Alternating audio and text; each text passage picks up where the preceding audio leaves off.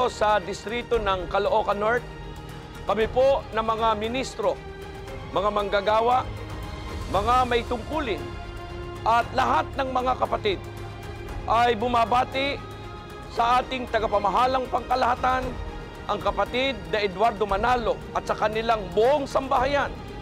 At sa kapatid na Angelo Eranio Manalo, ang tagapag-ugnay ng mga kapisanang pansambahayan. At sa lahat po ng mga kapatid sa buong mundo, Happy 110th Anniversary po!